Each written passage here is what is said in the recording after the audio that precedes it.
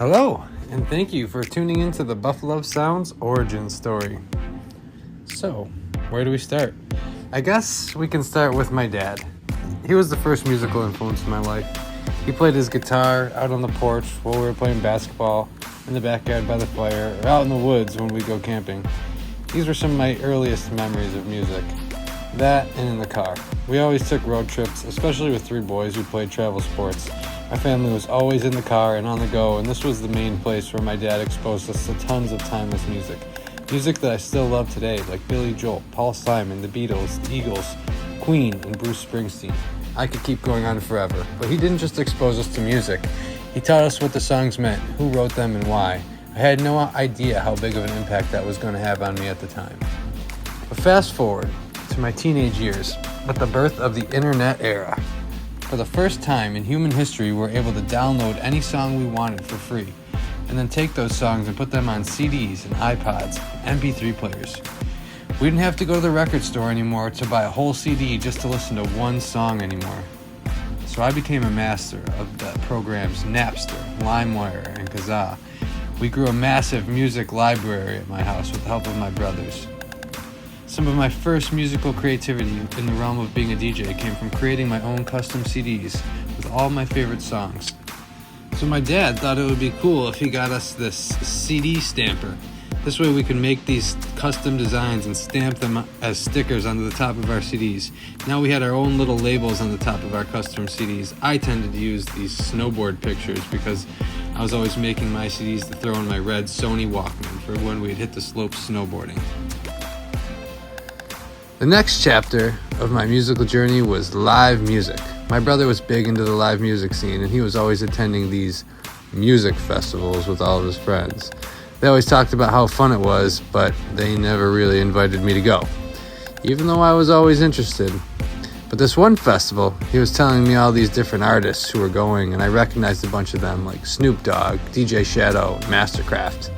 These artists all grabbed my interest, so I decided this was going to be the festival that I wanted to attend. So I asked a couple friends, and we got our tickets, and off we went. I had no idea how major of an impact this was going to have on me. I loved everything about it. The singing, the dancing with friends, the high-tech sound equipment and instruments, the amazing light shows. When I left that music festival, I knew 100% that I was going to pursue a career in the music industry. So one day, after high school, I went over a friend's house and he had a keyboard out. I decided to play around on the keyboard, and while playing around, I realized even though I had no idea how to play keyboard, I was completely captivated by it. And I came to realize it was the ability to use my creative mind by using the power of technology in the keyboard to layer sounds together and add drums.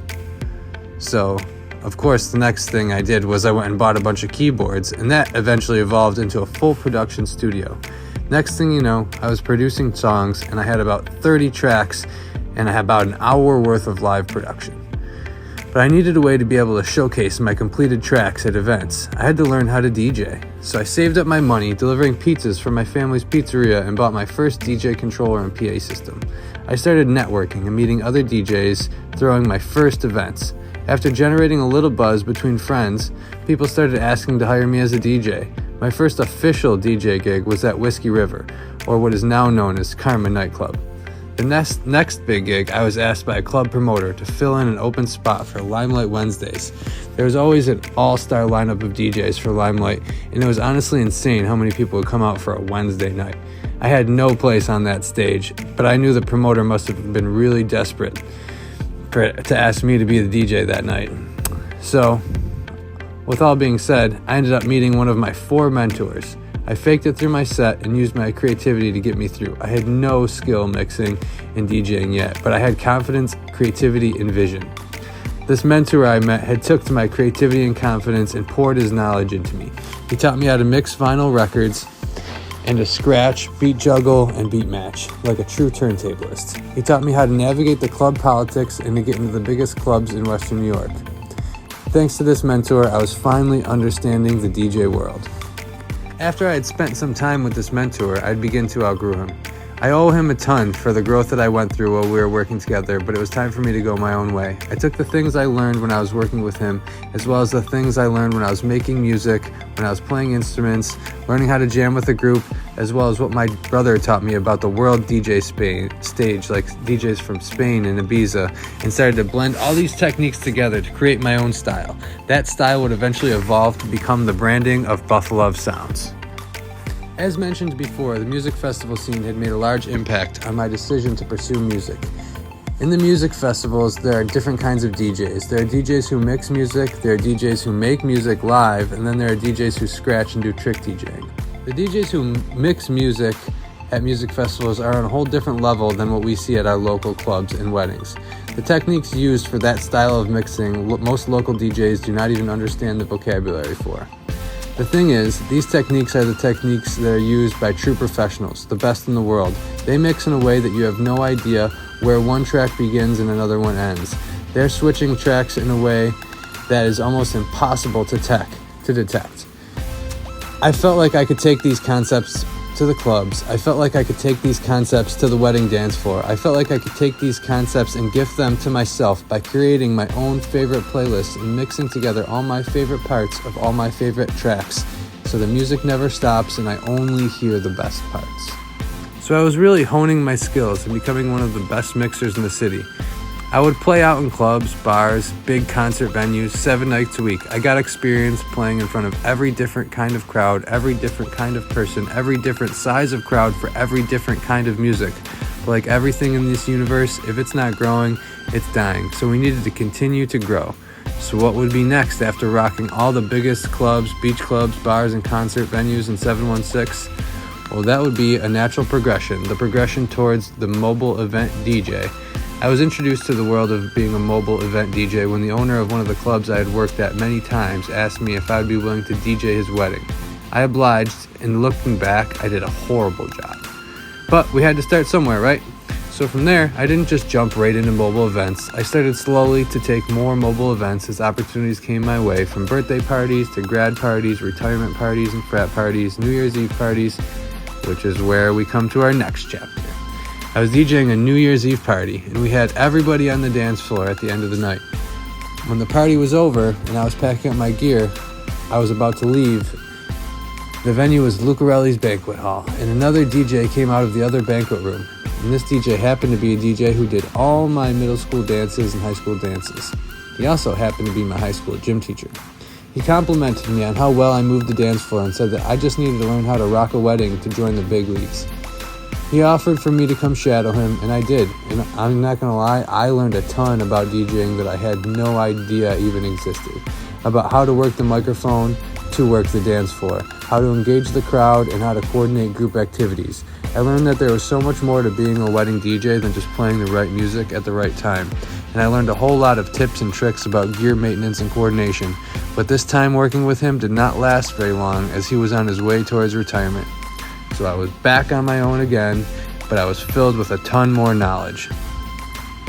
But I'm not gonna lie, I was still no wedding professional. It was around this time that I was contacted by another wedding DJ company.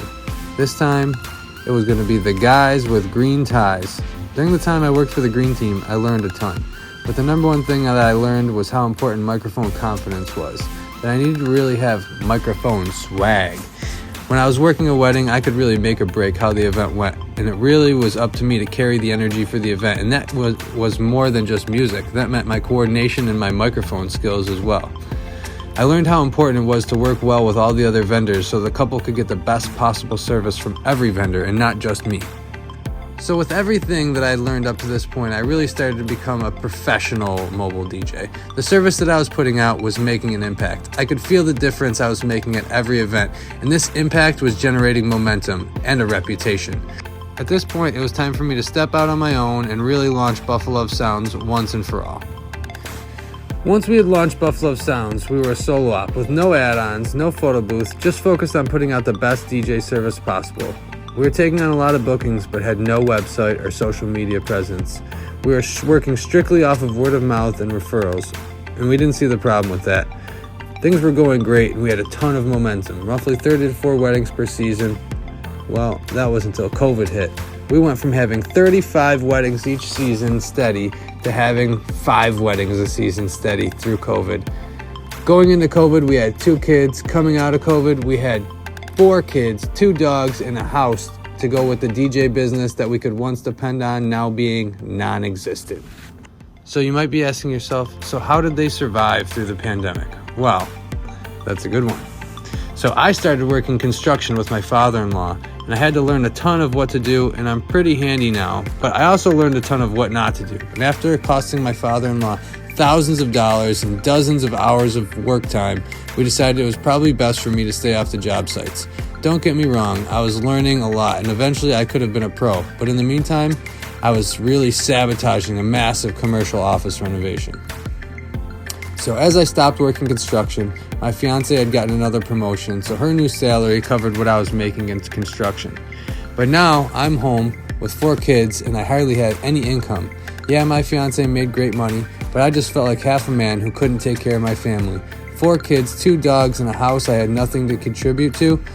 I just didn't seem right to me, and I began to feel down on myself and started to consider jobs like becoming an electrician.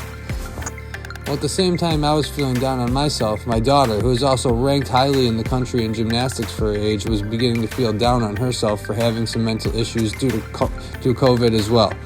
So I was doing some research on how to help my daughter, and my fiance recommended I watch this 4-day seminar workshop called The Art of Living by Matthew McConaughey. This was really the turning point in my life, and I'm a completely changed man for the better now. And that change is what brought Buffaluv Soundz to new heights that I only dreamed of before. So how did I get from zero to hero? It might sound crazy, but I did it by being selfish. I became selfish so I could be selfless, the yin and yang concept. I had to learn to be selfish with 4 kids to build myself up into someone who can sustainably be selfish for those 4 kids. I realized previously I was giving everything I had to everyone I love, but then it would leave me run dry and I would have nothing left to give. But understanding this was just the beginning. I decided this wasn't going to be the end of our story. Instead, this was going to be the beginning of our comeback. I was finally ready to go all in to the DJ company for the first time ever, to bet on myself and have faith in my ability as a professional DJ to be able to support my family while also doing what I love to do. This is the part where my back was against the wall and I got knocked down. It was time to get up and fight back. It wasn't easy and it would require discipline, to consistently show up for myself even when no one was watching, to push myself to learn and grow, to make a positive impact on every person I meet, growing into the man that I am proud of and a man that provides for his family, not just financially, but as an example of how to live a fulfilling life. And after I completely changed my vision for what I thought was possible and decided to invest in me, I created a whole new vision and started slowly, day by day, turning this vision into reality. That meant a whole new mindset towards this business. That meant sleepless nights of working on the website, risky decisions of putting everything on the line, spending money that we didn't have. That's right, I was taking money that we didn't have and spending it not knowing how or when we'd be able to pay it back. But I had a vision, and I believed that there was no amount of failure that was going to stop me. There was no obstacle too big to conquer. I knew I was going to over-deliver in every way, continue to maximize our impact and raise the bar for ourselves as well as the entire DJ industry worldwide. I still have that vision, and we will continue to grow, because like my favorite life coach Tony Robbins likes to say, if you're not growing, you're dying, and progress equals happiness. That first year that I had the new mindset, we did a 600% increase in bookings and added 2 photo booths, dancing on the clouds, marquee love signs, spotlighting, audio guest book, flower and greenery walls, uplighting, and we were just getting started. We're on pace to double our bookings and add-ons arsenal for 2025, and we don't plan on taking our foot off the gas. I have the recipe, and the next step is to scale it up to size. I couldn't be more proud of the company that we have created and the impact we make. The journey has made our company more than just a job. We are in the 1% of the world who gets to play music and entertain for a living. The definition of an entertainment is the action of providing or being provided with amusement or enjoyment. So we get to be in the 1% of the world who brings amusement and enjoyment through our service. We feel these emotions while we are making an impact on each event. This is by far the greatest prize in our industry and the fuel to our fire. So what's next? Keep your eyes out for the DJ Academy, a place to train DJs, from the most novice to the experts, with classes for professional DJs to learn new equipment, techniques, and skills, as well as novice DJs to come and learn to become professional. So thanks for tuning into our Buffaluv origin story. If you would like to keep tabs on us and keep following this success story as it unfolds, you can follow us on Facebook, Instagram, TikTok, and YouTube. See you on the dance floor.